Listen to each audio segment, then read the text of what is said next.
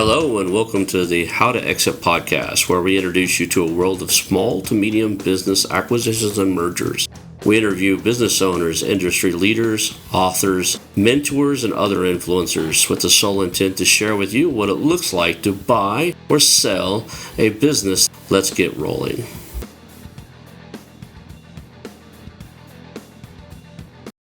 And now a moment for our sponsors. I want to highly recommend you get Acquisition Aficionado magazine. Every month, Acquisition Aficionado magazine brings you tactics for business buying and selling you won't find anywhere else. Learn firsthand from industry leaders who share their success stories, featuring in-depth interviews and stories from leading figures in the business acquisition industry. This multi-platform mobile magazine speaks to acquisition entrepreneurs wherever they are in the journey. And I want you to visit acquisitionaficionado.com today. Hello and welcome to the How to Exit podcast. Today I'm here with Ian Smith. He is the founder of the Portfolio Partnership, where they help business owners better their business and get them ready to sell and make them businesses that people would love to buy. Thank you for being here today, Ian. Thank you. Thanks for the invitation. Yeah. I always love this part because I get to learn your background, your story, kind of how did you end up, and I jokingly say, how in the hell did you end up on a mergers and acquisitions call, right? Right. There's a lot of things that people be doing in the world, and you're sitting here talking to a guy about buying, selling, and growing through acquisition. Right. What landed you on a show like this? Yeah. Well, I mean, I was the classic young Scottish chartered accountant. I mean, you can't get more traditional than that. From Glasgow, CA was a big thing to get behind your name. Like you had your degree, but that was, everyone had a degree almost. I mean, I don't say that. If you don't have a degree, that's fine by me. But I'm just saying the CA qualification. And so you go into finance. I mean, become a young CFO.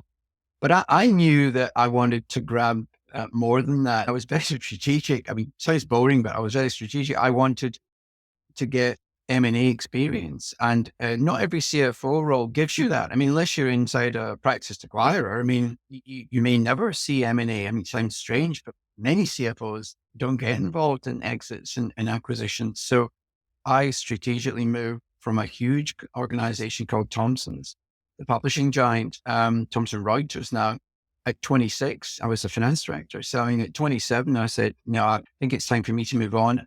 They'd asked me to sell my division with my boss. So I was thrown into M&A actually because we were non-core. You've heard that phrase before, which is fine by me. I mean, I wasn't 55 with 5 kids. I was 27 with jobs were easy to come by to some extent.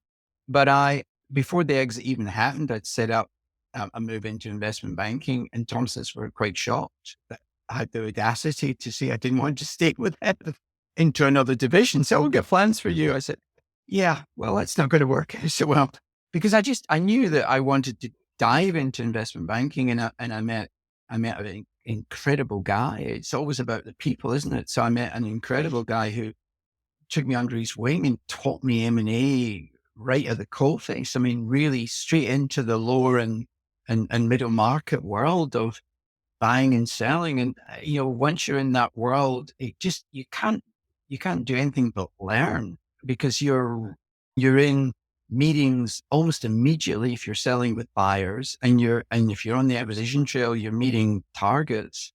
And so, yeah, I spent 15 years in London building 2 investment banks, and, went from small 2 or 3 of us to 20, 25 people with research departments. And this was in the 80s and 90s. That's how old I am. You can show the gel's working. So but it's funny, your first passion always comes above the surface again. And in investment banking, it's quite a tough, early grind. It's, and I would say to the audience, exits or selling and buying aren't a mirror image. Not the exits and selling a company's easy. Building it's hard, but selling it isn't that difficult. It was a great company, but buying another company is a country mile difference. That is a much harder skill set. I mean, to go on the acquisition trail and follow a process like I've written about in my books, and showing empathy and respect for owners and really working that system and really looking through the eyes of a buyer and building that case and board papers and really justifying strategically why you're doing this. That is a mile more difficult than selling a business. And people compare them and they're not, oh, it's like buying a house. An acquisition is like buying a house if you're buying the family along with a house. If you want to think of it that way, I don't know whether you want to do that myself. There's not much room. So that's when I got into M&E right from the start. And when I came over to Boston, it was to do turnaround work. There was a software business that I wanted to turn around in London, and I had an office in Boston. And so I was commuting every 2 weeks. And I said to my wife, I don't think this is sustainable. I mean, I know people complain about the commute, but London to Boston, that's a hell of a commute. So I moved the family over, and really what was behind that was the passion of being an operator again. Like, I had great time being an operator in Thomson's, I had fun, working with great people, the magazine division. Even as an investment banker, I would stray into the operational side of the business, try and help them get it better. And my boss would say, Ian, you're an investment banker. Stop it. Like, they don't pay you to do that stuff. I'm like, yeah, but I could just get the controls a bit tighter and I could really help the sales team. Like, no. So I really was in my element again, turning around businesses, and you really have to grab all the levers, mainly cash, when you're turning around businesses. It could be software, it could be HR, it could be technical, high tech semiconductor production. Doesn't really matter. You dive in and you start getting into operations again. So the States has been a blast. I mean, I've been here 23 years now, and this is home. Obviously, I'm a citizen, and this is life. The kids are 33 and 31. I mean, they are American ladies carving out careers. So this is home. Not that we do go back to London occasionally. So the M&A, to answer the question, the M&A was in my blood, and we'll get on to what I'm up to now in the last sort of 15 years, because the turnaround work stopped about 2009 or 10. Done a couple of software turnarounds, and I thought it's time to go off on my own and do something that I had a passion for, which is really entrepreneurship and helping entrepreneurs get to the next level. That was really I had the audacity to believe I could help them. It's like, I'd made so many mistakes. I thought I've got to be able to teach them some of these mistakes, right? So anyway, that was a long answer. It helped, I think, explain what we're going to talk about. No, it was perfect, and, you brought a couple, things up to my mind there and one of them inside of there, you talked about doing turnarounds and, being the operator and stuff. When I Mm, first got into this space, mm, I thought, "Well, you know what? I used to hire a lot of interns, people who wanted I had a real estate investment firm, and right. I also owned the RIA, the Real Estate Investment Association in our town, Hmm. and people would say, "I wanna learn real estate investment." Like, "Well, you can come work at my office." It's a non-paid gig, but, we'll teach you, you'll work with me side by side, you'll see what we're doing, how we're Right. doing it. We're buying dozens of houses, and, once you find a great deal, I'll help you fund it, and I'll work with you on a deal, right? So, you gotta learn the math first, you gotta learn a few things.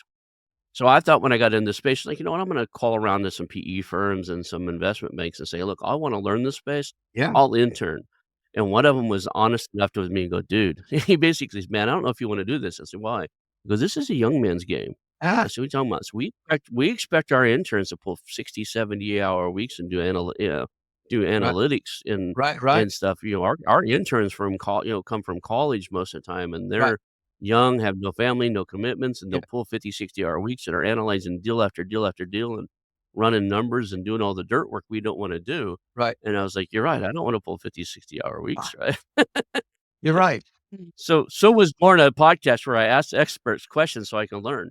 But, I commend you on being through those rounds. I'm sure, if it's a difference between you've already got your college degree, you already, got some skills to offer them, Right. and you're a key employee, then, "Hey, I'm trying to prove myself, and I'll Mm, work myself to the bone to carve out a spot because the interns are different, in that space. Because he said he goes, "You're really close to what we would need just to, come on as an advisor or something like that, but you right. don't quit telling these guys you wanna be an intern because they look at you and go, 'You're not gonna pull the hours.'"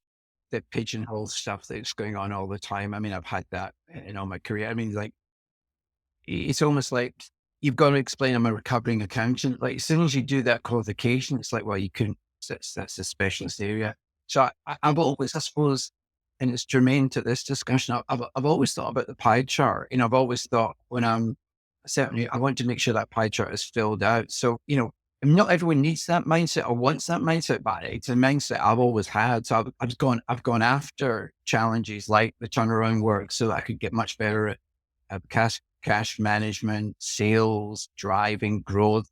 And then in the last 14 years, I've thrown myself into entrepreneurship, helping owners reposition, rebrand, replumb the sales process, teach them what a financial pack looks like every month, teach them about alignment, about one of the things, and I'll talk about one of the big areas I'm going after at the moment, which is I do actually think that, and I've been around this subject for so long, it's scary, really.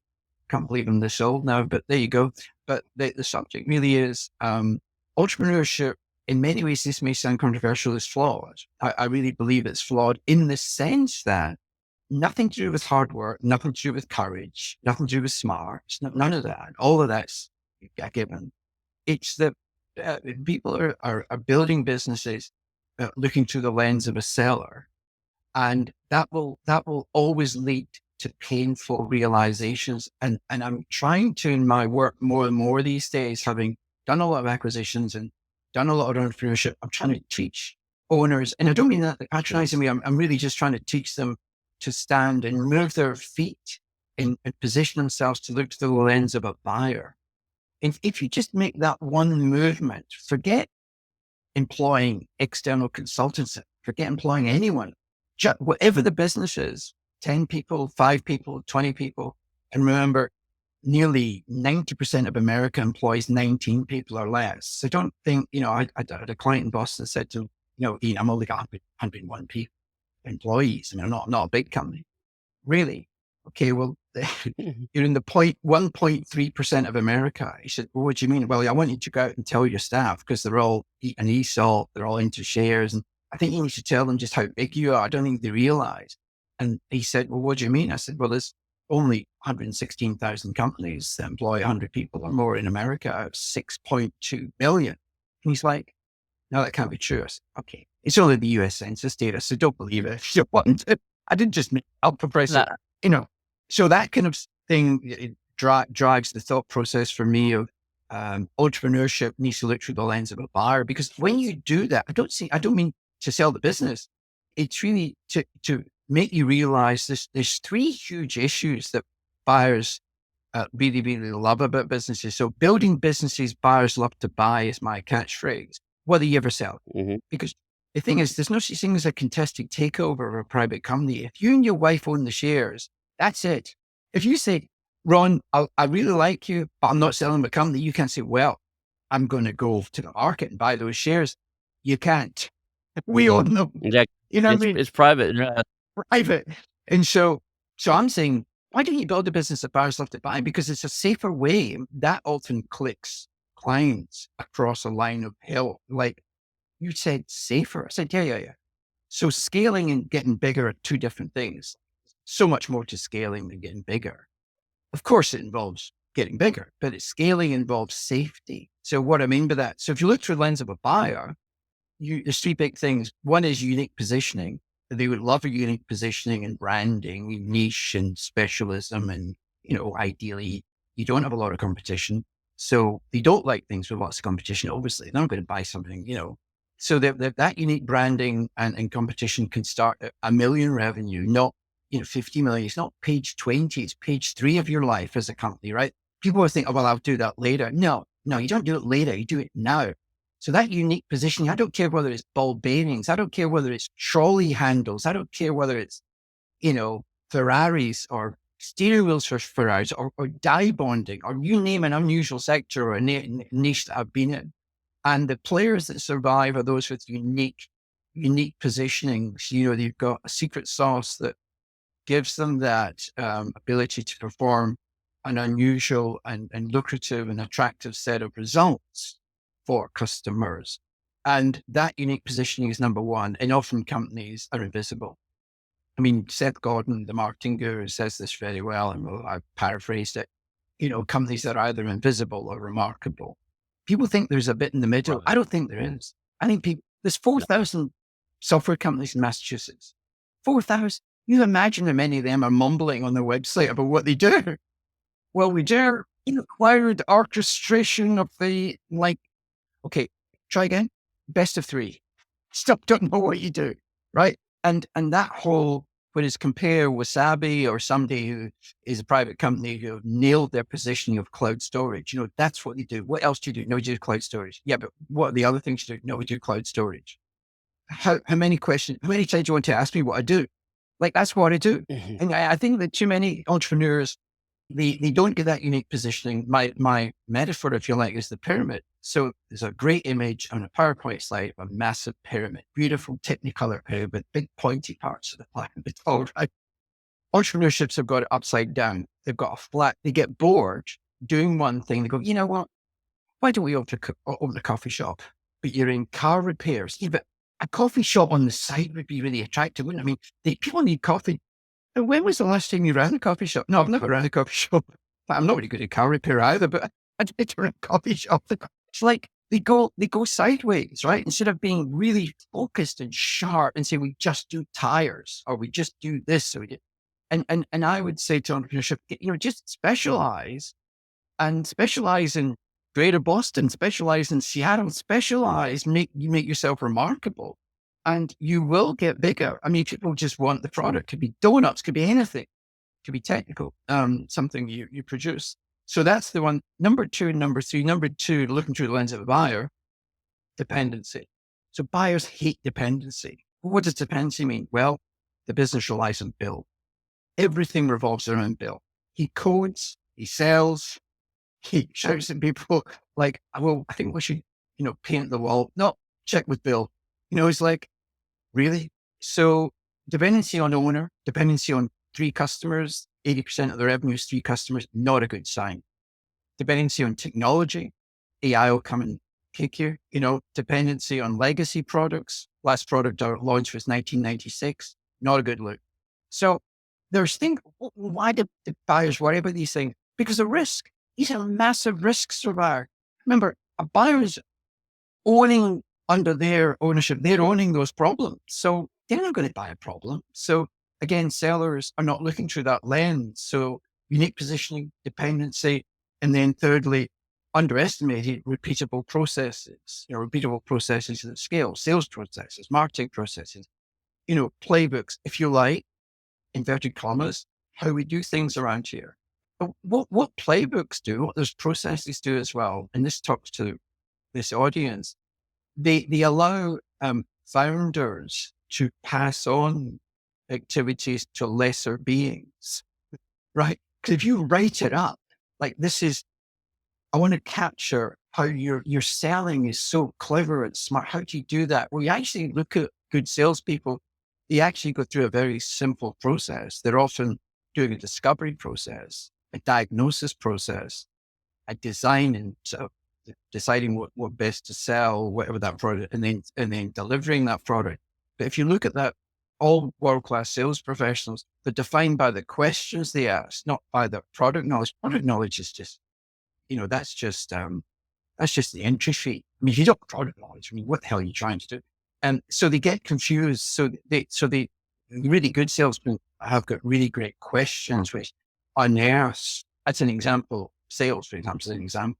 So founders, once they start documenting how to do storytelling, marketing, and positioning, and then selling, and this get what you can bring in less experienced folks start running those playbooks, and that's how you start to scale. So I think that looking through the lens of a buyer is a tremendously powerful tool for any size company to get stronger and better and improve their margins and grow safer. And that's what's missing from the exit process at the moment. Exit process 1.0 is I'm an owner of a business. I've reached a point where I want to sell it. I contact my local friendly investment bank. Maybe I do a bake off to find the best investment bank. They then take the business, try and sell it, fail to sell it, or sell it for an underwhelming sum. Exit process 1.0 hasn't changed in 100 years. Unacceptable. Offensively wrong. What's not happening is that owner should be going through exit 2.0. Exit process 2.0 is a reimagined version of that, which is there has to be a value creation piece of the puzzle, ideally 2 years or 3 years prior to you thinking of an exit, where you start looking through the lens of a buyer at what's wrong. We do, for example, we do a saleability test over 15 criteria, and every entrepreneur that I've done that for, there's 15 questions, for example, and therefore you can score 5 points for every question. So that's 75 points. No one scored 70. A few score 60 and many score in the 20s. How can you score 20 out of 75? The business makes money. Well, value dependency on the owner, score 0. Why? Because it's totally dependent on the owner. Not a good score. So you go down this list, and so that's an example of looking through the lens of a buyer. So that's over the last 12 years, certainly, we are now attacking that agenda or that approach. And it's noticeable that buyers, when they want to come along and buy a target company, and you are that target company, by taking that approach, you are literally ticking their boxes of risk management. They're saying, oh, you can no dependency here. Your biggest customer represents 3% of revenue. You've got a great management team. You've got some new innovations coming out on the market. Some of them haven't got traction yet, but some of the ones have got traction. You've got innovation built in. Staff morale is very high. We can tell, it's like the buyer's like, this is great news. And they know that this target is going to ace due diligence long before due diligence. And so I say to entrepreneurs, what's the downside of taking that approach? Even if you never go through an exit process, you'll have a much more enjoyable, fun business to run. And it's just all I've done is to change the report card. No, P&L, cash flow, balance sheet, all the usual ratios, of course, but by looking through that lens, and most entrepreneurs aren't doing that, looking through the lens of a seller, and you'll never see the value leakage if you do that. So I didn't even realize you were an author before you came on because I guess I missed that part or something. I'm looking right now, 3 different books out. I don't know if there's more, but I'm just glancing at Amazon, and you've got fulfilling the potential of your business. You've got the acquirer's playbook, Yep. and you got a growing a private company. Build commercial strategies for building a business worth millions. So out of those, I guess the fulfilling your potential of your business is your most recent one? Yes. Yes. And both, actually, the most recent one, Ron, was the acquirer's playbook, but there's a couple of years difference. Certainly the entrepreneurship one is the fulfilling potential of your business. Yes. I mean, Yeah. having said that, the acquirer's playbook is very short and sharp, very short read. It's actually, I was saying this the other day, it's actually a very good little read for sellers, because you really do want to see and understand how buyers think. I think it's incredibly important for sellers to understand the mindset of a buyer. And I think if nothing else, it helps you in the negotiation room, you know, in the LOI, letter of intent type meetings, or any dance you do with a buyer to understand how they think. Now, having said that, the reason I wrote the acquirer's playbook was a lot of buyers misbehave. They misbehave, or they've got a horrendous process. I remember a big seminar, and somebody at the front row, I explained the acquisition process, 25 stages through various themes, research, strategic research, etc., target identification, early meetings, all the way through due diligence and legals. And I broke it into boxes with stories around each box. I remember a hand went up at the front row, and it was maybe halfway through the morning session. It was a long, big seminar. I said, "You've got a question?" I did say ask questions anytime. He said, "Yeah, I know it just seems a lot of work." And I'll let it pause for 150 people just to take the breath. I said, "Yeah, there's a reason why it's a lot of work. You're buying somebody's business for pricing. You're not buying a new computer." And I think I said it nicely. We took a laugh about it. Mhm. It was fun. And it was a spin-off comedy. It's made by other members of the audience. It just got everyone there's a few lines that get people interested and excited. So that's just the reality, is that buyers recognize that in practice, serial acquirers recognize that they need to build a muscle that learns from every deal. And so it's not the volume of deals. You hear people say, I've done 70 deals. Yeah, but if you haven't learned from each, maybe you're not very good at them. I mean, you do 7 deals and you learn intrinsically what from each of those 7, you are you're pretty practiced. You've really learned the pieces. From the seller side, yes, I think fulfilling potential and acquirer's playbook are strong. The other one that is helpful is the free ones on the website. I've got the exit playbook on the website, which is just a PDF, 60 pages, and the integration playbook, acquisition integration playbook, which again will give you insight into an acquirer's integration strategy. I mean, it's made for acquirers, but again, the exit playbook and the integration playbook are on the website, at the portfolio partnership website, and they're free. I mean, the acquirer's playbook and the fulfilling potential are on Amazon. But yeah, I love sharing content. I think you and I are identical in that sense. I mean, I've had competitors over the years go, Ian, we charge, you can't give this stuff away. We charge a lot of money for this stuff. I say, good luck with that one. Because how dare you have, I mean, I understand this proprietary stuff, whatever that you charge for, or whatever, but I like to write at a level that doesn't dumb it down. Like, if you read my playbooks, you're like, oh, right, you're not missing much out here. So, this is, and the clients are quite surprised when they say, "God, you're really following your own book." It's like, why wouldn't I do that?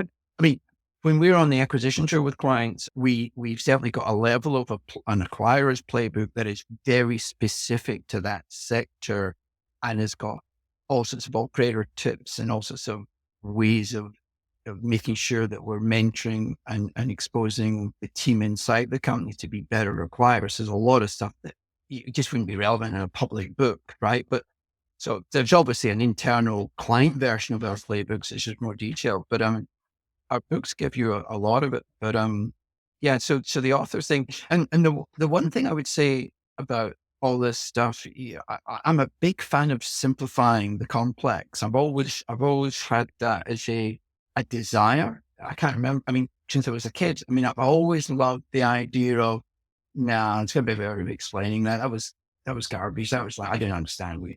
And it's the way I learned. I simplified it so I could learn it better. And I think it's now in me. It's just the way I do things. So, for example, there's 400-page books on valuation, and I've got a sentence instead. So you can read the 400 pages, or you just can understand this sentence, which is, buyers perceive value, sellers aspire to price. And if you unpack that, it talks a lot. It teaches a lot to entrepreneurs about what's happening. So buyers are standing, if you're in Tokyo and you're buying a software company in Boston, you're in one set of shoes. You're in Tokyo, you're looking at Boston, you're perceiving value. You better build in travel costs, integration costs, language costs. You know what I mean? Like, you're perceiving value. Maybe you don't have any software companies in the US, so it's a value to you. If you're in London buying the same Boston company, it's a different value. So there's perception of value very much.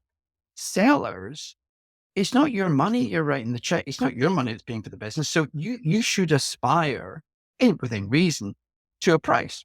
Now, what influences that? Well, if you and I, Ron, were very competitive and we're both at high school together and you just sold your whole podcast business for 23 million, my business overnight is now worth 24 because I've always been better than you.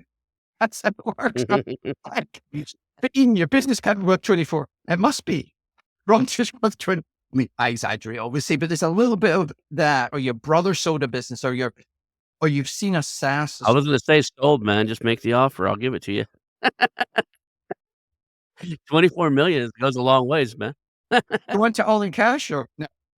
But what I'm saying is that there's aspiration as a seller that is guided by, I mean, there's a lot of software companies are still got the hangover of 2021's valuation, like crazy multiples of revenue, 10 times revenue was a valuation. Like, why would you write a check for that much?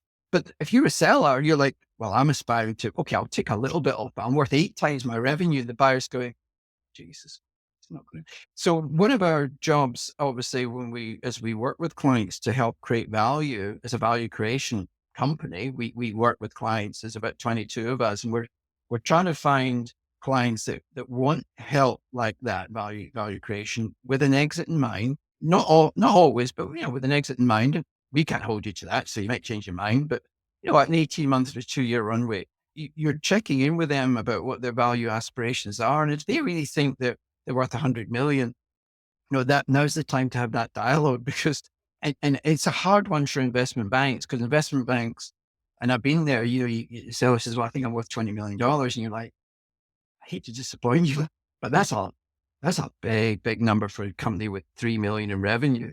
And so you have those dialogues, but I'm more talking about the subject that 90% of entrepreneurs are just not ready for prime time. So they're entering this exit process, meaning an investment bank's involved and doing a dance for the buyers, but they really shouldn't have been there in the first place. And so they get dragged into this long process, take their eye off the ball, the buyer walks away, and they're left with a business worth less than it was when they started. That happens too often, doesn't happen every time, but it happens too often.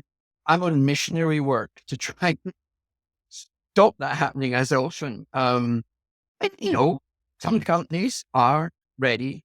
They have great companies, and the buyer comes along and they say, well, let's talk to this one buyer, and the buyer puts a ridiculous number on the table and maybe a deal happens. But I'm just talking in general that, yes, you've got to really think about pairing. And therefore, our exit process, as we're defining, is inserted a new part to the exit process. It doesn't start with the investment bank. Nothing wrong with the investment bank can get involved in selling your business. It actually backs up 2 years and says, look, let's do a buyer assessment, a branding assessment, a saleability test. Let's do that now as almost like an audit. And that will prioritize your actions over the next 2 years. And it'll get you so ready for an exit if you so choose. And also, when you've got the systems in place, the forecasting is in place, that you're linking the Salesforce sort of sales pipelines with your cash flow and your P&L. When you're in the middle of that buyer's dance and they're asking for the latest forecast, you're on top of that detail because there's nothing worse than they say, well, can we see your latest forecast? And you're like, we'll get you that next week. And it's like, okay, next week's fine. And then next week comes it, well, we need a few more weeks to work on it. It's like, is there something wrong? It's like, there's no great mystery about what a buyer will need as a set of FAQs. Fact, there's no discovery what should be in the data room. So why not work towards that? And it's an easy way to build the business anyway. So that's kind of where that's the biggest difference, I think, with what we're doing. And we're also believing in nothing wrong with consultants coming in, but we are paid as consultants, certainly. But I think that, and we've talked about this earlier, we are fractional practice. So we're a big fan of actually being in the business side by side with the management team. And what that does is it actually deals with one of the issues that buyers have. It actually deals with mentoring quite nicely. Because if you're in the business, your junior financial controller can only really learn from an experienced CFO by watching them. You can give them a manual and say, look, I'd really like you to write stories about the business in terms of the financial performance like this. And you go, I don't really know what that means. And so if you say, well, here's the results from a construction company that I'm scaling at the moment, which I am. And here's what the story is behind the gross margin, the indirect costs, the variable costs, the subcontractor costs. This is what the overheads have been doing. These are the stories, these are the 10 main stories. That's why the gross margin is X, not Y. Oh, I see what you mean by storytelling. Yeah, don't tell me what the number is. I can get a sixth grader to tell me what the number is. Please don't insult me by telling me the number. If you're going to give me a story with it, that's different. And I think I was so lucky, and so many people are not this lucky, that I was being groomed and taught and mentored at 24 and 25 and 26, 27. I had really good bosses that said, I wish you could write better. It's just, or they would say things like, in terms of spent a lot of, time and energy with the financials and all that. He said, and my boss said to me, Ian, remember, if it's interesting, it's probably wrong. It's so true. When gross margin is like 25 or 47%, suddenly it's 36. Like, how can it be 36? There's a mistake, right? And it's so many young financial executives or young execs are like, they produce the numbers, could be KPIs for marketing, but they're not looking at the numbers and saying, it doesn't smell right. Like, get your smell senses, get your muscle in tuned with what that sector, like, you should be able to feel for something's off. And I think that people get a little bit confused with processes. That's an overhead and all that. It's the what processes and playbooks do for entrepreneurship. It frees up time to do the more interesting stuff. So there's a lot packed into those comments, but the fundamental summary really is that entrepreneurship could be working on the right stuff rather than the wrong stuff, and therefore having more fun, making more money is the consequence of that. And you can break it down by department, but that's the headline for me. And the added bonus is the buyers will love you. A lot of people don't get that is, they see this as a lot of work to get a company sellable, Mm, but they don't understand is once it's sellable, it's also scalable, and you don't necessarily right, need to be there all the time, and if you're really ready to scale, now you can go back to focusing on what you do best. How many CEOs out there started a company and they did really well because they were great at sales, right, and then they got distracted by all these little side tasks and all this other stuff, and now they no longer spend much time selling, right. but they've got because they're out there, I was interviewing somebody and he was talking about he had a client that had to get there at 5 a.m. in the morning because he had to go out and get all the, put grease on the machines and do all this stuff to get his manufacturing before they start them up in the morning. Right. So he was doing maintenance work every morning at 5 a.m. And I bet if you find that guy and you sit down with him and say, "What are you great at? What did you when you started this business? What made it win?"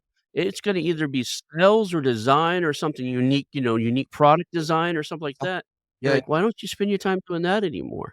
And they don't. So there's a beauty in doing what you're talking about, running this process you're talking about, getting the thing sellable, because then you have 2 options. Either have more time with your family and more time to look at other projects and find hobbies. Because if it's truly running well, it doesn't need you. You're a complement to the business, not a requirement of it.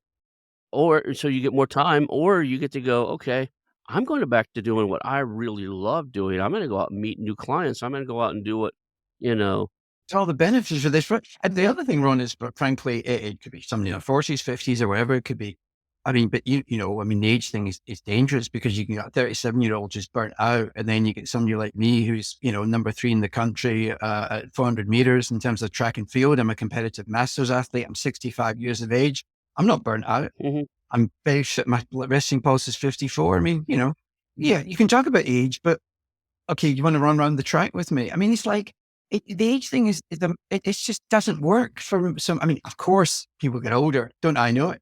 But at this point, the other benefit, all of the above, I totally agree. The other benefit is whatever age you are and you've got lots of energy left in you, a buyer might be a nice next career step for you. Because again, the myth is, well, buyers have got a warehouse full of great execs, MBAs, they're all ready to run the target business. Garbage. The clients don't they need the entrepreneur. In fact, that's why they like the business, the entrepreneur and the entrepreneur's team. They can take it to the next stage. Private equity is built on that theory. Like a private equity is going to know what CEO leave.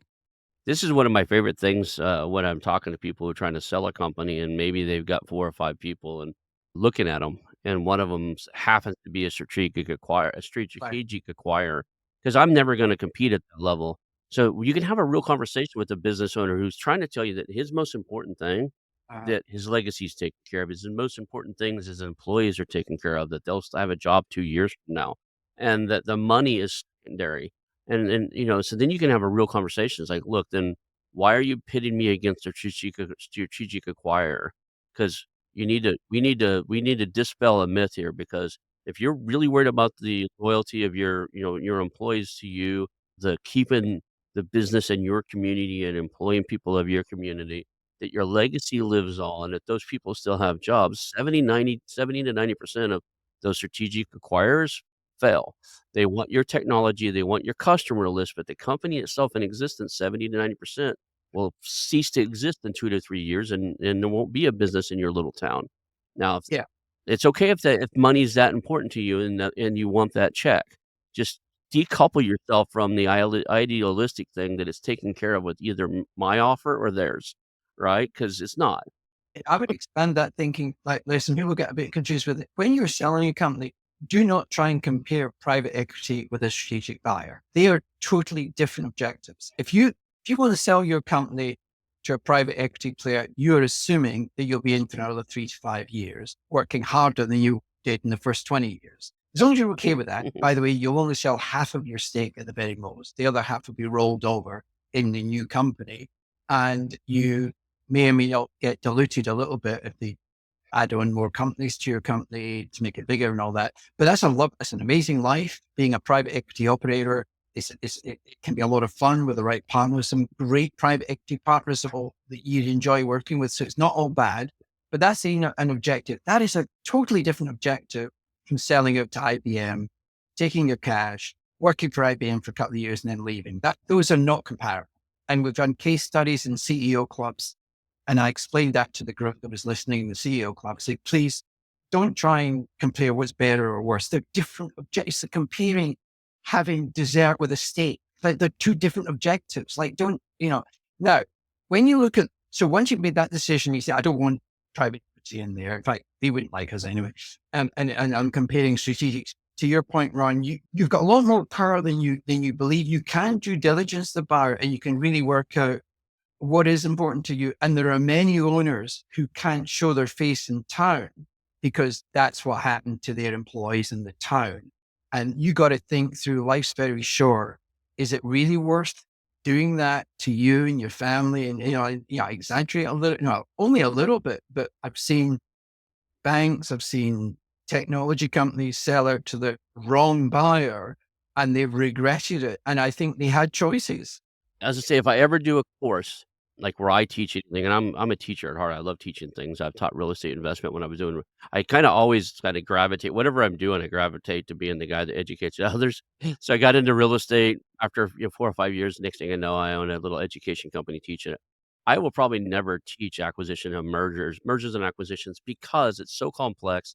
I'm old enough, I don't wanna go do 10,000,000 deal $10,000,000 deals before I start teaching something. If I ever teach anything in this space, it's gonna be something that goes across all businesses. This is a people business, and it would be around building rapport. I think so many, people, and especially once you get past in the small business world, you can't get it done if you can't build rapport. In the middle market, there's a lot of investment makers and stuff, and if you're 100% numbers, oriented, you'll lose a lot of deals if you don't have the rapport, but anytime there's a cap table bigger than 3, anytime there's more than 3 people getting a check out of, exit, numbers become more important than they were in the small business world. So you can get deals done without having high levels of rapport in that mid and upper markets. It's just harder for you. So this is universal across the thing. If you can build deep rapport, learn to listen with tactical empathy, a phrase that came from Chris Voss. But if you can learn how to connect with people, understand where they're trying to go, and build connections with them, you could be the lowest offer on the table and still get the deal done. Not even intentionally. That could be the best you can do. But the rapport wins over everything else. And a lot of people miss this. It's all about landscaping. So when you're in a meeting with someone, you've got to landscape and prepare for the next stages. So I try very hard without anyone knowing to chair every meeting. So you don't know I'm chairing it. I'm actually chairing it. So do that in a very nice and subtle way, and the meeting's going smoothly, but people don't know quite why. It just is.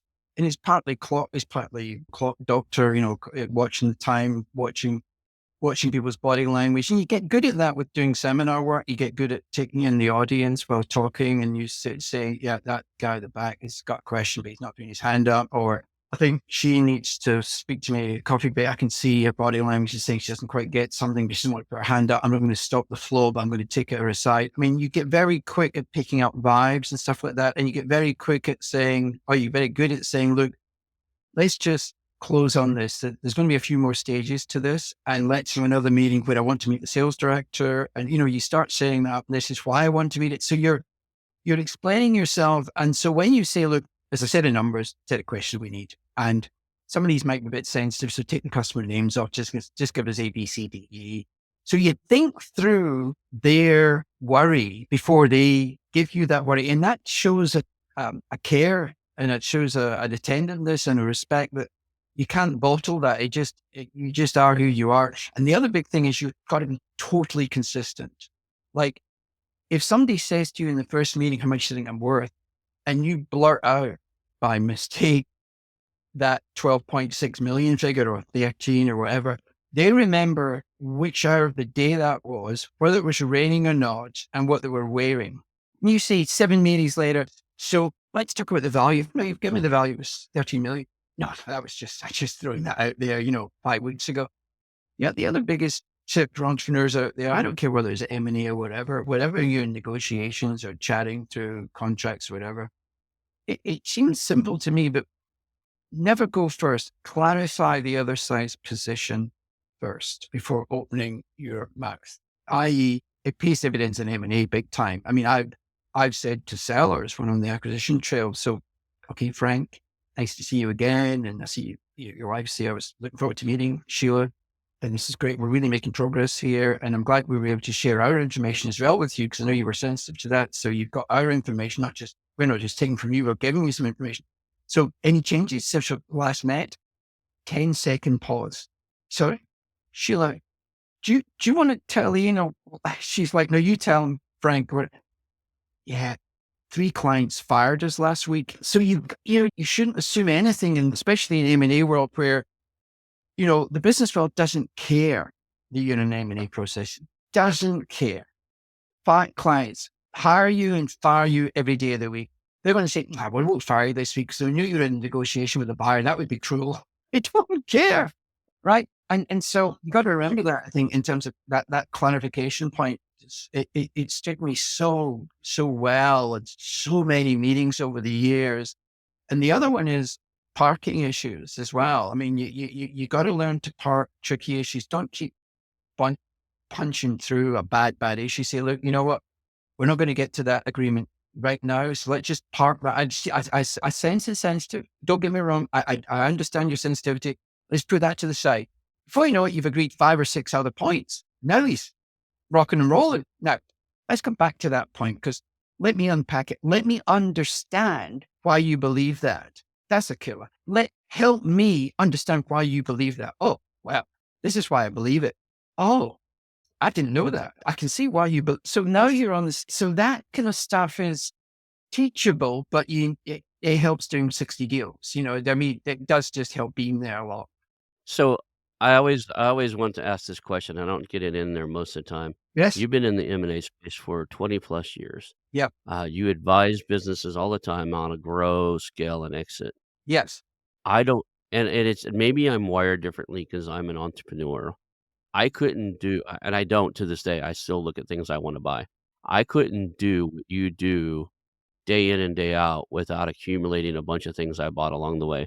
How do you go out into the because, at some point you look at it and go, "Why don't I own this?" Right? And you start trying to raise the capital and to Oh, buy it because you've got them ready to do something. How do you do what you do every day without going, "You know what? I wanna tuck this one underneath this wing over here and make it mine." Because that's what I and I find myself doing that. I consult with people on growing and acquiring businesses and stuff. And the next thing I know 5%, 10%, 15% equity in their company because I wanna be part of it, right? And they're willing to give me a part of it because 'cause I'm getting results. yeah. I mean, that's a fair question. I guess it's that you want to be in a space with people that you love working with, that you really, really enjoy, and you can add value. And I think that you've got to define that space, otherwise it gets too broad. And so I think you do. I mean, at this stage, I've sampled a lot of the menu, as it were, and so Mhm, I kind of know myself well enough to know where I'm going to have the most fun, and obviously mhm, relatively lucrative. But I've never really chased money, and I have chased what I thought I would enjoy, and that's done mhm, well. I've done fine. I think that specifically with my own situation, the only paying homage to that point, Ron, would be that I think I will merge with my branding agency partner that I've been working with closely with my team, because I think that's the equivalent of buying. I mean, I think it would just be a much stronger proposition. We're going to rebrand and rename it before the end of the year. We might bring some money in behind us. We don't really need it, but we might bring a little bit into the balance sheet, because I think having a cause, and you've been around this subject and the cause of exits for many, many years, acquisitions, exits, all that stuff. I think when you spot a gap, and I think it's a gap that's fulfilled a little bit by private equity with their value creation teams, but that's a tiny part of the market. As you know, it's a tiny part of the market. When you look at the general market of 5 million to, I don't know, 100 million revenue, that kind of size of the market, you know all the hard work, the sweat, the tears, the risk people are taking, second mortgages, home equity loans, the whole kind of pressure, names on the line, all that stuff. And you just want to do something about that. And I think we've got some some silver bullets there, some keys that we've learned the hard way. And I suppose that's what's that cause and working with people I love working with. When you bring those two together, life could be worse. You know what I mean? And I mean, it's not to say when that practice is then formed by the end of the year, I think it would be more acqui-hires for us, to be honest. I don't know whether I think, to be honest as well, our model will probably more talk to a generational issue, which is there's a lot of 1099, very experienced folk who don't want to be in a payroll anymore, but they'd like a client. They don't want 10 clients, but and they're really good chief revenue officers, or they're really good CFOs, but they want maybe just one client to help. Well, we've got a model that, of course, brings those 1099s in because they can be part of, like I say, educational software value creation team. You know what I mean? Like we bring them in with probably a very specific sector expertise, and we would deploy our models, but with that domain experience that we embedded in. But I think the day when an outside person expects to beat the knowledge domain-wise of somebody who's an entrepreneur in the domain space, I think that's wrong. I think they're flawed. I mean, I think the domain experience of most entrepreneurs is amazing, and you can Mhm. understand it, but you can bring other things to the party that amplifies that expertise. I think that's the issue. And I think that you said it earlier, you don't know what you don't know. I mean, I think the biggest challenge we have in our work is just awareness, just people being aware of where they're at in maybe doing something about that for good reason. And the other beauty is of the work, you don't have to actually follow through and sell. As you say, you give yourself a better life. And certainly, if you look at the wealth management companies around the US, I mean, more and more they're trying to offer more and more value outside of wealth management just to try and give the family a better future. How can we help you? Can we introduce, well, I could do with, I don't know, a really good contractor, or I could do with, I don't know, obviously tax advice is in-house or whatever, but they're looking for expertise, and one of their skills is they know everyone. And so I think that if you have, we approach clients. I mean, I know some great lawyers in Boston who don't approach it as an M&A problem. They approach it as a problem. They say, what's your big issue? They're going, well, it's staff recruitment.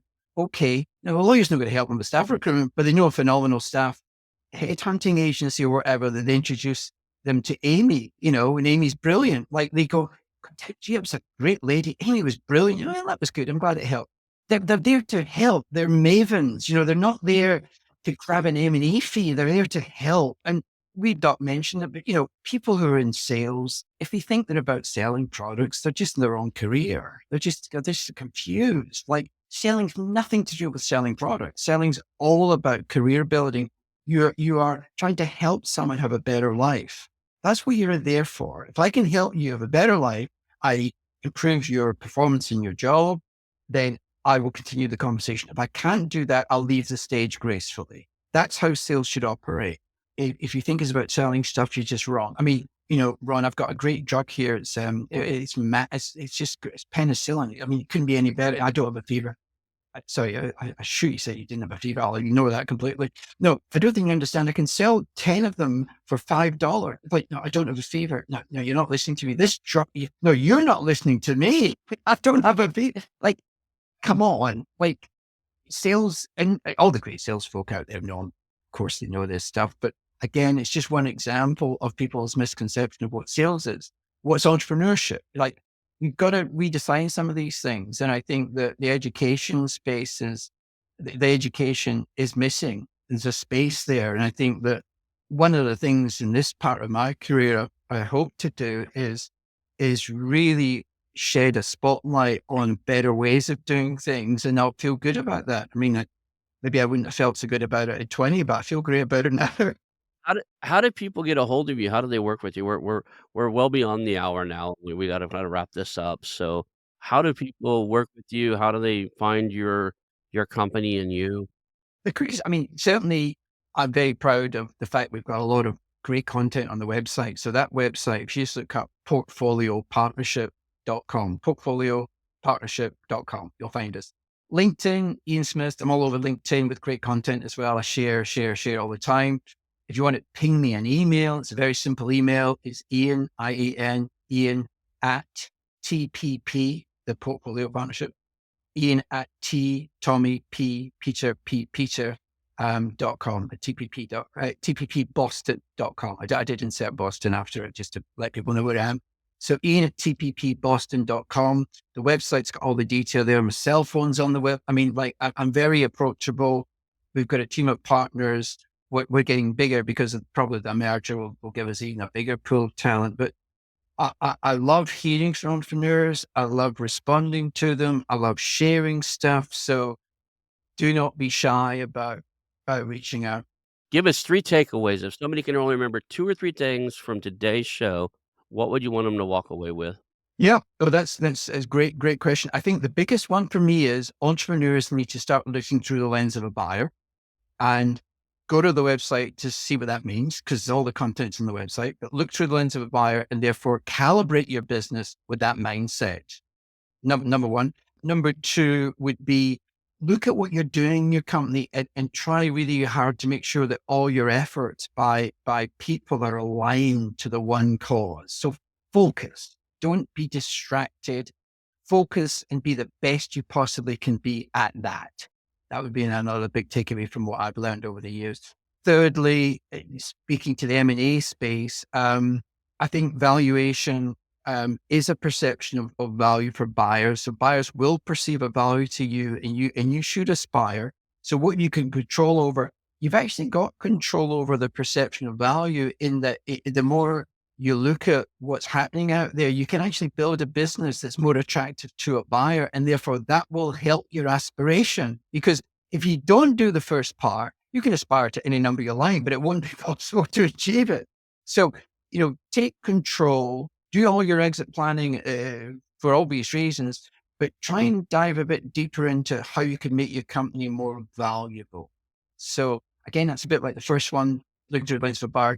But those are my takeaways. And you're not alone. That there's a lot of people out there want you to succeed, and it's important that you focus your efforts in one area. Don't try and do too many things. It's tough enough to be really good at one thing, and the competition's fierce.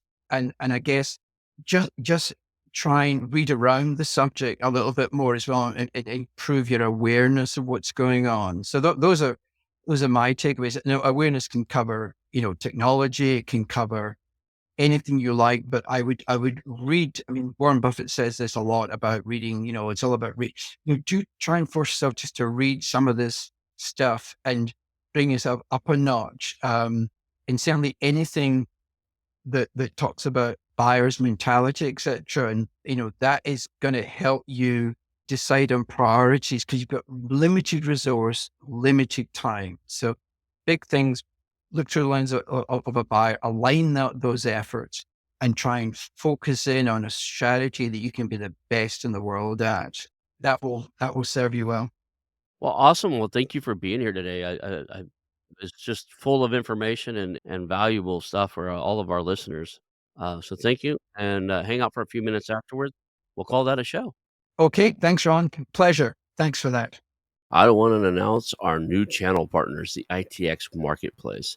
Since 1998, ITX has created $5 billion in value by selling more than 225 IT businesses in 20 countries. ITX works exclusively with IT-enabled businesses generating between 5 million and 30 million who are ready to be sold, and M&A decision makers who are ready to buy.